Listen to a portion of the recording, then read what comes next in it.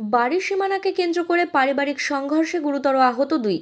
ঘটনাটিকে কেন্দ্র করে সাময়িক উত্তেজনা ছড়ায় হলদিবাড়ি ব্লকের হেমকুমারী গ্রাম পঞ্চায়েতের অন্তর্গত নালাটারি এলাকায়। গুরুতর আহতদের মধ্যে উত্তরবঙ্গ মেডিকেল কলেজ ও হাসপাতালে একজন মৃত্যুর সঙ্গে পাঞ্জা লড়ছেন। এ বিষয়ে রবিবার হলদিবাড়ি থানায় একটি লিখিত অভিযোগ করা হয়েছে। গোবিন্দচন্দ্র রায়ের স্ত্রী সবিতা রায় বলেন, গোবিন্দ রায় ও তার ভাই সুভাষচন্দ্র রায় গত শুক্রবার সকালে গরু মাঠে নিয়ে যাচ্ছিল। সেই সময় গরুর পা কুমোদচন্দ্র রায়ের টিনের বেড়ায় লেগে গেলে শব্দ হয়।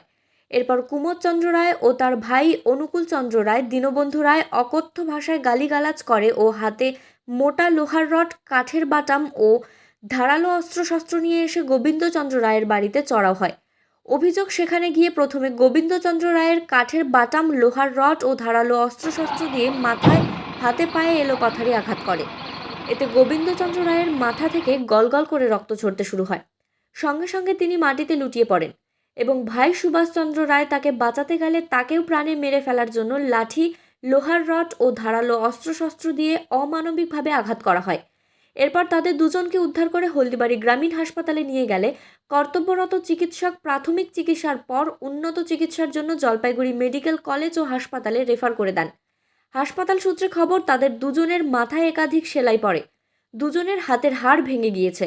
কিন্তু গোবিন্দচন্দ্র রায়ের অবস্থার অবনতি হলে তাকে শিলিগুড়ি মেডিকেল কলেজে ভর্তি করা হয়। বর্তমানে তার অবস্থা আশঙ্কাজনক। খবর পেয়ে ঘটনাস্থলে পৌঁছায় হলদিবাড়ি থানার পুলিশ। পুলিশ গিয়ে এলাকার পরিস্থিতি নিয়ন্ত্রণে নিয়ে আসে।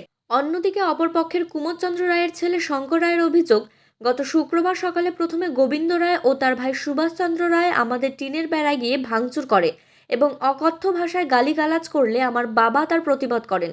গোবিন্দ রায় ও তার ভাই সুভাষচন্দ্র রায় লাঠিসোঁটা ও ধারালো অস্ত্রশস্ত্র নিয়ে আমার বাবাকে আক্রমণ করে।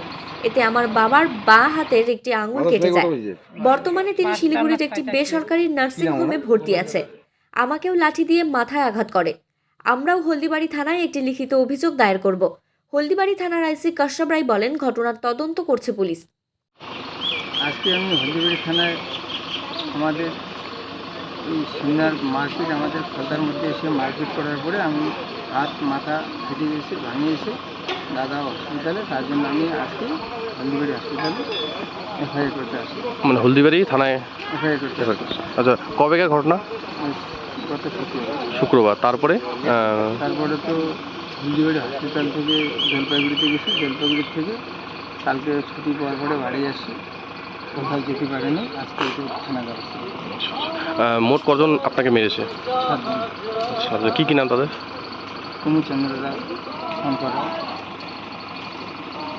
অনুকূল রায়, গজেন্দ্রনাথ রায়, দীনবন্ধু রায়, ঘন্টু রায়, সুভাষচন্দ্র রায়। তাদের কি সাধারণ নামে কি আজকে আপনি কেস করলেন? সাতজন নামে রাখা। আচ্ছা আচ্ছা। আর কী নাম আপনার? সুভাষচন্দ্র রায়, বাড়ি? হেমকুমারী নালা। বয়স কত হবে? 48।